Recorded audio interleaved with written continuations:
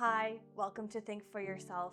My name is Vera, and I'm so excited to share with you 11 things that I learned starting ballet at the age of 25. First, I'm not sure if you've ever heard of flow state, but that is exactly what happens to me during it. When you can work on something and you just lose track of time, that's what ballet does for me, and I've been able to feel that experience while in class, while doing the combinations, while just focusing in the present moment. And we'll get into how exactly that all works. Hopefully the other points that I touch upon kind of showcase it a little bit more. Second, a reason for really enjoying doing ballet is no talking. So the entire time you're really practicing with yourself, trying to get better on the moves that you're performing. Ballet is really about non-verbal communication. This silence allows you to hear your own internal voice, which that in itself can be incredibly beneficial. Third, the mind-muscle connection. I know that oftentimes in weightlifting, we talk about creating the mind-muscle connection, whether you focus on your quad or your hamstring or your glute. That's the part of your body that you're activating. Here with ballet, you're focusing on your inner thigh, you're focusing on a specific muscle, you're focusing on working through your arch and getting to a point. That type of mind-muscle connection really develops a new understanding for what's sitting up straight, what having your shoulders back, breathing fully can feel like and look like for you. So that mind-muscle connection of, I'm gonna tell my foot to go here and it goes here, it's something that can be actively improved upon over time.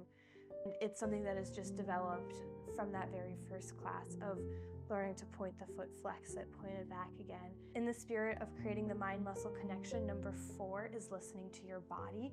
You're able to really understand where your limits are, push to them, not past them, because you know you'll hurt yourself if you go too far past.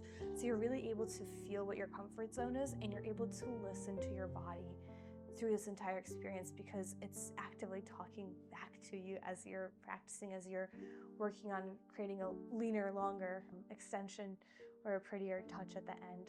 Number 5, mental sharpness really impacts it because you're memorizing combinations of what you're doing, then you're executing it first on the right, then you're flipping it, doing it on your left-hand side. So the combinations are also dance works in 8 counts. They can be 6, 8 counts long. And you're shown this combination once or twice, and then you're doing it with some guidance, and then you're flipping it, doing it on the other side.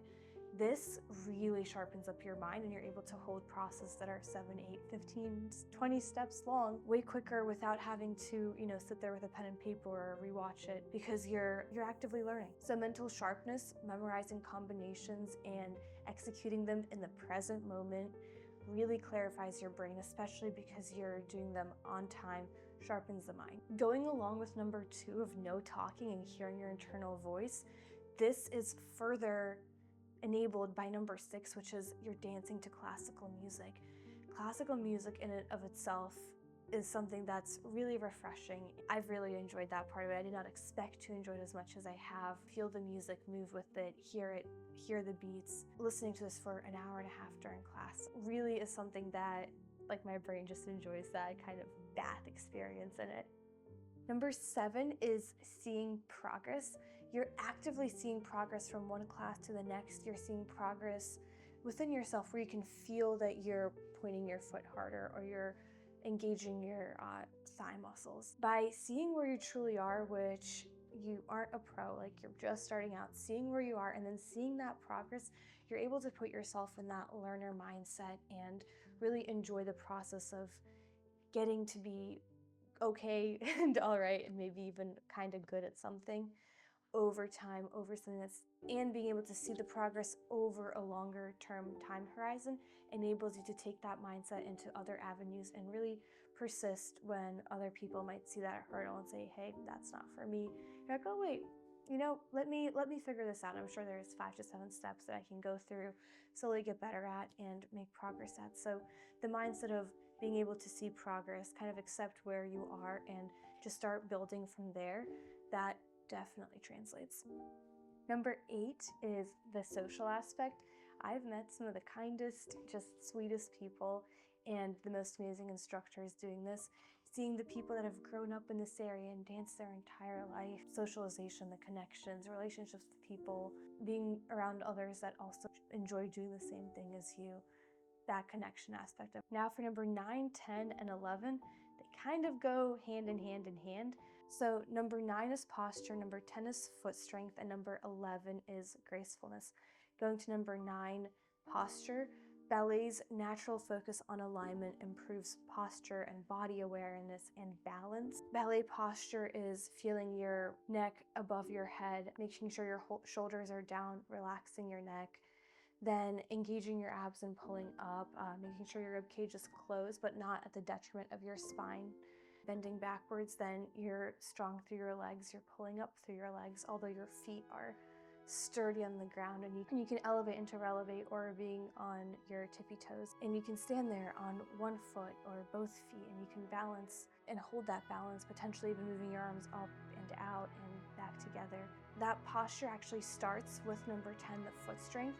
So one thing that I've seen over the course of my life is that as my feet got weaker, my posture got worse. And when I started ballet, one of the things that I heard is most of your weight should be on your toes, so you're able to elevate into releve. At some point, I think it was in high school, sophomore or junior year, decided that I would keep all of my weight on my heels. And when you keep your weight on your heels, I just read this in a book recently, what happens is your pelvis naturally twists like downward on you, your chest decreases, so you breathe less, your shoulders droop, and I've had a horrible back for the last 3 years, and I've had just incidences happening. I danced earlier on in my life in high school with like hip hop and jazz styles, so never intentionally with ballet, and learning what it is like to feel your weight on all of your foot, being really intentional about correct placement. I was a tricks and turns dancer, and I definitely got some things out of alignment early on, which then cascaded into injuries further down the line. Ballet was one of my ways of actually being able to address those issues, as I've gotten to the point where I had been strength training for 2 years now with a really effective program, and the injuries have gotten, I'd say, 80–90% better, although they were still incredibly prevalent, especially in my hip and in my back, where I would just go for episodes where it would get worse. And since implementing this practice, it has gotten better, and I have a lot to say for the posture of it. I was very aware of going into this that I don't know what I don't know, and therefore I should be open. And the posture component is really what's been fundamentally life-changing in my mind, knowing that your weight should not just be in your heels, because that creates a cascading effect all the way upwards. And it's taken a couple months, but I have shifted my weight to be now evenly distributed, or just in the forefront of my foot, where I am able to elevate into a releve position, so just my toes are on the ground. And that involves a ton of strength in your calves, in the backs of your thighs, going up into your glutes, holding your back up straight, because it's easier to just hunch over as opposed to hold it up straight and letting your shoulders go down. All of our shoulders here are going to be really tight, especially if we're hunched over, like looking at a phone or something else. So number 10, foot strength. A lot of the times we'll have weaknesses in our feet that then will transfer into pain and tension into the knees or into the hips, into the back, into the shoulders. So addressing it all the way at the bottom, and that could even just be rolling your feet out with a ball or something. For me, ballet seemed like a really interesting thing to do, as I remembered how just after a summer of not practicing dance, my feet would be kind of not as buoyant anymore, and it would take a little bit to get it back. Ballet, of being able to really focus on every movement, all the ligaments, all the muscles, was the exact place to start, and it has now brought me to that place of being able to see how important your posture and how it starts with your foot. And enabling your foot to be flexible is also a process, and today's shoes also don't really trying to do that long term. They're trying to make you have a more comfortable experience, which then weakens your feet muscles over time. And so number 9, number 10, posture and foot strength, what that translates into is gracefulness. You're able to move with grace, with elegance. You're aware of that mind muscle connection of where things are supposed to be placed. That's why it's been said that you can see a dancer from across the room because of how they carry themselves, and that gracefulness, that elegance. Definitely feel it. Definitely also feel how hard it is to be able to hold it, because as soon as I'm done with the combination, I just want to drop it, and I usually feel like as soon as you're done, you'll just feel sweat everywhere, and then your heart will start going, and your breath will get heavier, because it is physically challenging. So just to recap, I've really enjoyed getting to start ballet at the age of 25 and being able to focus and see that improvement, find that alignment and posture in my body. It's been a great way to lose track of time and to feel what it feels like for myself to be in flow. It's been a great way to build connections and relationships and socialize and see people and hear their stories. It's been a pleasure to be in a place where there is classical music and you're hearing just that, and you're able to hear your own internal voice where you're not talking and you're learning to express yourself through your gestures as opposed to through the words that you're choosing. In hindsight, I feel like words have been hard for me to figure out. Not only is English my second language, but I want to convey what I'm trying to say, and I want to make sure I'm actually understood, and that's a challenge. So I oftentimes have found that being able to express myself not just through my words, because only 7% of the communication that we have are actually the words that we say. 55% is body language, 38% is tonality. And being able to go back to the roots of not having to just talk all the time, it's been awesome. I've also been able to see progress and improvement over time. Not only my ability to do the specific moves, but also feeling the overall tone in my body. It's improved. I feel like my posture has improved, and the tension that I had in my body in places has resided.